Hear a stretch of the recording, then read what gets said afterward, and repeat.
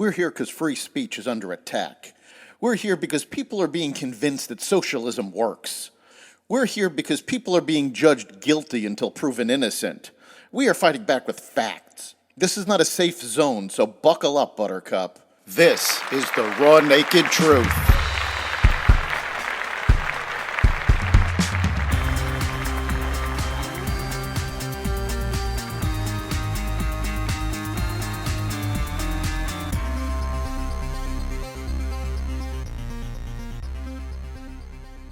Interest rates hold steady, genocide in Darfur, new emissions rules, and more. Welcome to the Raw Naked Truth. I'm your host, Eric Lopkin, and here's the news you need to know. Israeli security officials are quietly developing a plan to distribute aid in the Gaza Strip that could eventually create a new Palestinian-led governing authority there, according to Israeli and Arab officials. The news caused a fierce backlash from Hamas, who would be removed from their leadership in Gaza. It is also creating divisions in Israel's war cabinet.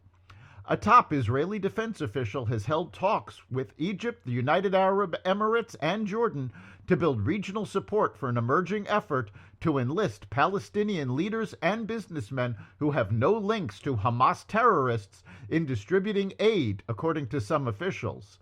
The aid would enter by land and sea after Israeli inspection and would head to large warehouses in central Gaza, where Palestinians would then distribute it.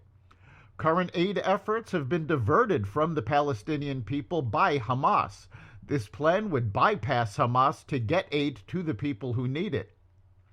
When the war is over, the people in charge of aid would assume authority to govern, backed up by security forces funded by wealthy Arab governments and supported by Israel.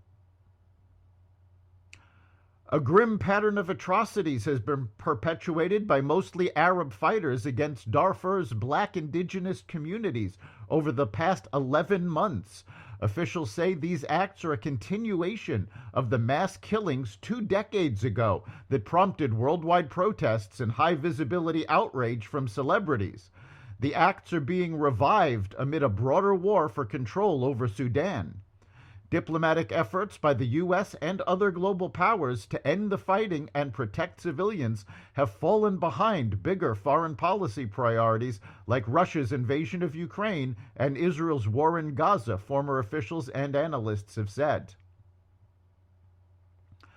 European countries are waking up to Russia's danger, but the cost of building robust defenses able to withstand a potential U.S. pullback is so great that it threatens Europe's post-Cold War social model. With Russian forces on the offensive in Ukraine, European leaders are warning of an existential threat to the continent's security.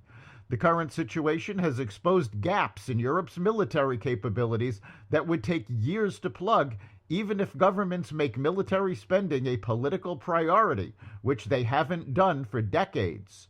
European countries have depended on the United States to provide their defense and are now finding they may not be capable of surviving without American aid. The Biden administration rolled out new rules yesterday that aim to put more electric cars on the road, marking one of the federal government's strongest moves towards tackling climate change since the 1970s. The Environmental Protection Agency's regulations, which go into effect starting in 2027, increasingly limit pollution permitted from tailpipes, which in turn will push automakers toward making more models that comply with those limits, aka EVs and hybrids. The policy tightens emissions limits more slowly than the EPA's original proposal last year, signaling a concession by the Biden administration to automakers and auto workers.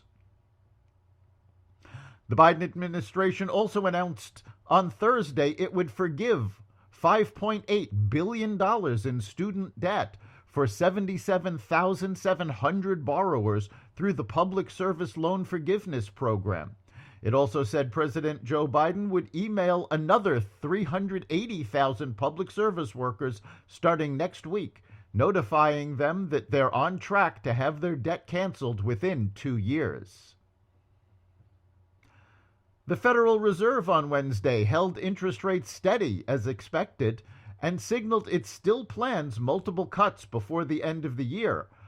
Following its two-day policy meeting, the central bank's rate-setting Federal Open Market Committee said it will keep its benchmark overnight borrowing rate in a range between 5.25% and 5.5%, where it has held since July 2023. Along with the decision, Fed officials penciled in 3 quarter-percent point cuts by the end of 2024, which would be the first reductions since the early days of the COVID pandemic in March 2020. The current federal funds rate level is the highest in more than 23 years. The rate sets what banks charge each other for overnight lending, but feeds through to many forms of consumer debt. That's the raw naked truth. You can catch every episode of The Raw Naked Truth at xvadio.com, the Apple Podcasts app, Google Podcasts, Spotify, iHeartRadio, Audible, Amazon Music, and other platforms that respect freedom of speech. We'll see you next time.